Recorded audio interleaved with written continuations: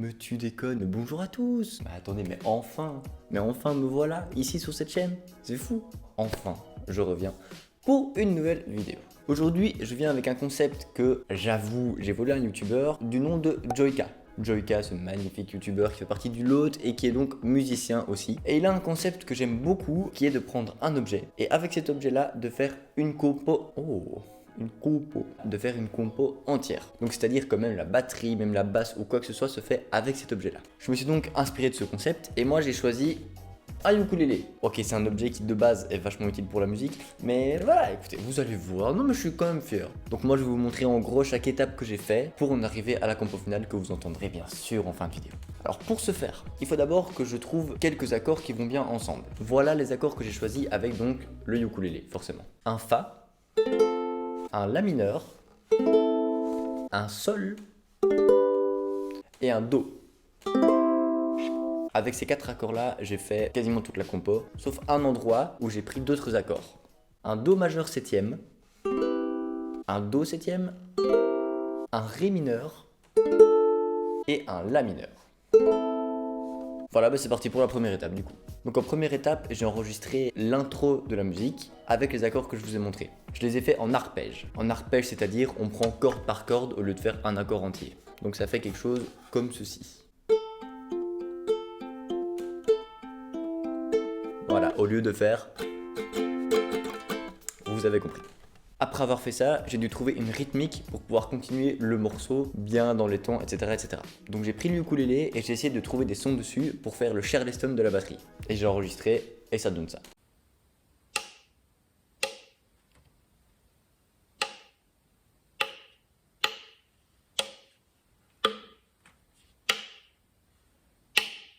Donc de tous les sons que j'ai fait, j'en ai gardé deux. Et avec les deux mis ensemble, ça fera mon Charleston pour tout le morceau.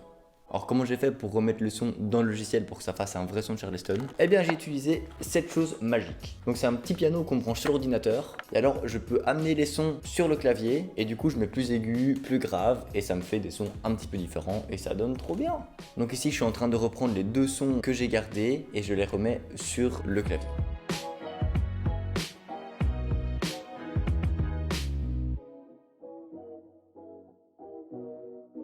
Donc après le Charleston, j'ai fait la grosse caisse.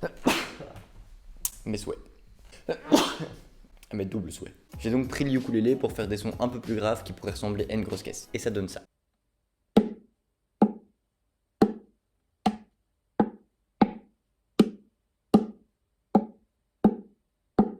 Et après la grosse caisse, il reste la caisse claire. J'ai donc pris le ukulélé pour faire des sons qui ressembleraient à une caisse claire. Et ça donne ça.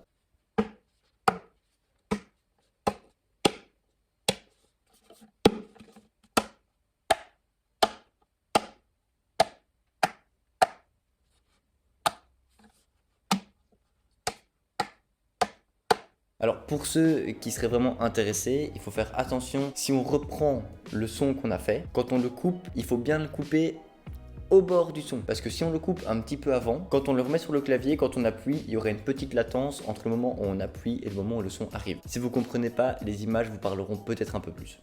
Donc voilà, comme vous voyez ici, je suis en train de couper l'enregistrement le plus proche possible du son. Je pourrais même le couper encore plus proche. J'avoue que je l'ai refait après, mais je n'ai pas filmé, bien évidemment. Mais voilà, c'est très utile parce que comme j'expliquais avant, il n'y aura pas de latence entre le moment où on appuie sur la touche du clavier et le moment où le son sort. Ce qui est vachement plus simple pour être dans les temps, hein. On va pas se le cacher. Donc j'ai gardé deux sons pour le Charleston, deux sons pour la caisse claire et un son pour la grosse caisse. J'ai donc créé un petit rythme de batterie avec les sons que j'ai fait pour pouvoir alimenter un peu le morceau quand je vais essayer d'enregistrer le ukulélé, etc., etc. Après ça, j'ai enregistré la deuxième partie de l'intro avec le ukulélé. J'ai pas fait en mode arpège, mais là j'ai plus fait en mode un petit peu plus accord. Ça donne ça.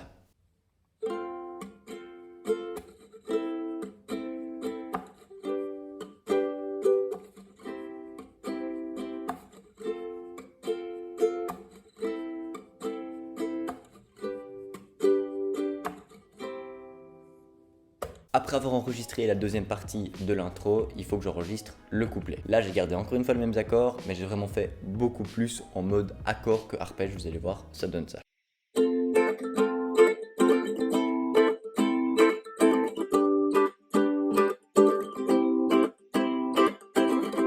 Comme un couplet généralement est plus long que l'intro, j'ai repris la partie du couplet que j'ai enregistré avec le ukulélé, que j'ai remis 3 fois d'affilée pour en faire un couplet entier.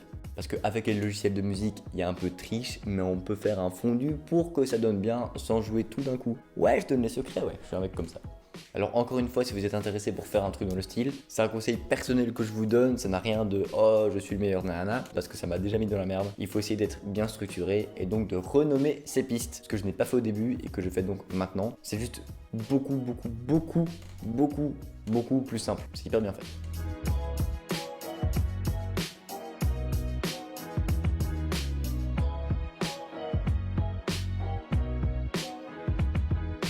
Alors ensuite, après avoir enregistré le couplet, il faut enregistrer le refrain. Donc là, c'est toujours les mêmes accords, juste je les mets dans un ordre différent pour que ça donne autre chose. Alors j'ai complètement pas filmé le moment où je le faisais, du coup je vais vous le faire ici. Gros coup dur. Donc ça donne ça.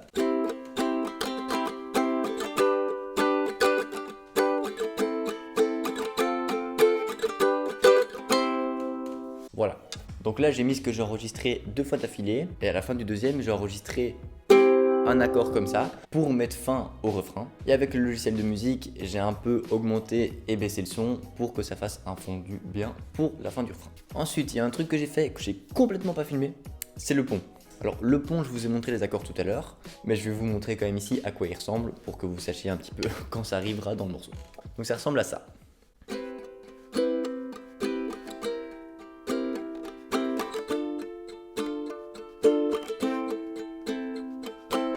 Voilà, tout simplement, c'est tout bête. C'est 4 accords, l'un au-dessus de l'autre, qui donnent bien, et ça fait un pont. C'est un petit peu différent du reste, c'est pas la même rythmique, c'est un peu plus calme. Exactement ce que j'aime, exactement ce qu'il faut. Il y a mon ordi qui est en train de décoller là. Je savais pas que j'habitais dans un aéroport. Les blagues sont pas folles, hein. Il faut pas forcément relever, hein. Vous inquiétez pas, c'est pas... Je suis tout seul, d'accord, parce que bon, déjà. L'autre. Peut-être il va s'arrêter un jour. Peut-être pas. Non. Tu déconnes. 2 fois. Non mais il y en a, ils exagèrent. Hein. Ah, il y en a, ils exagèrent. Mais ça, ils me le feront pas, tu sais. Non, ça, je te le dis. Il est fou, lui.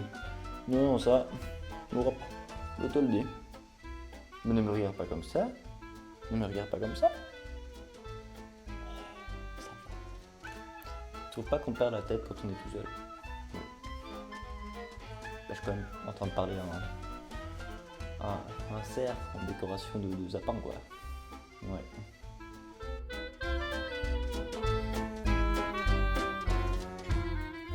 Alors après avoir fait la batterie, tout ce qu'il faut au niveau couplet, intro, refrain, etc., il faut bien une basse.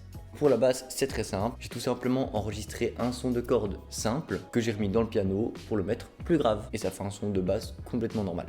C'est magique, hein, c'est complètement magique. Ah, j'adore ça. Ensuite, j'ai travaillé avec le piano pour essayer de chercher une mélodie de basse qui pourrait bien aller avec les accords que j'ai fait sur le refrain, sur le couplet, etc. etc. J'ai donc enregistré ça tranquillement avec le piano. Puis j'ai ensuite remis les notes correctement, avec la bonne intensité de notes, dans le temps exact, etc. Parce que c'est vrai que quand je joue au piano, c'est pas parfait.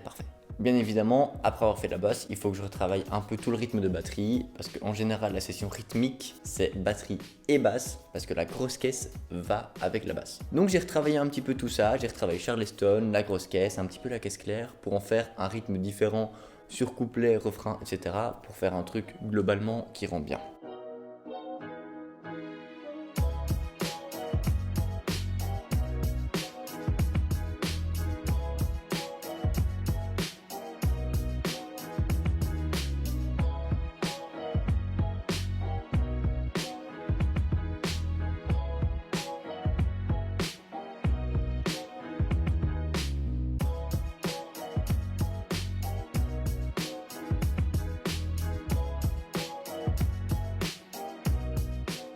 Alors évidemment, quand j'ai enregistré tout ça, j'ai mis quelques effets sur ce que j'ai enregistré en vrai ou sur ce que j'ai enregistré via le piano, c'est-à-dire la basse, etc. J'ai mis des effets pour que, par exemple, la grosse caisse résonne un petit peu plus, pour pour qu'il y ait un son un peu plus vivant dans le morceau, etc. Alors je vous arrête tout de suite, je sais pas du tout faire de mastering, je suis complètement nul, j'ai vraiment fait à mon minuscule niveau. Voilà, et après tout ça, j'ai bossé un petit peu là-dessus pour essayer de bien remettre tout droit, convenablement au clair, pour en arriver à un résultat final sur lequel je suis assez fier. Bon ben voilà, j'espère que cette vidéo vous aura plu. C'est mon retour, c'est tranquillou, hein, on se prend pas trop la tête, j'ai essayé de faire un petit truc pas trop mal. Après l'outro, il y aura la musique. J'ai des idées pour la suite, j'espère que je continuerai avec des délais vraiment chouettes pour sortir des vidéos. Et n'oublions pas, joyeux Noël bien sûr, attends tu rigoles, mais profitez, bonnes vacances.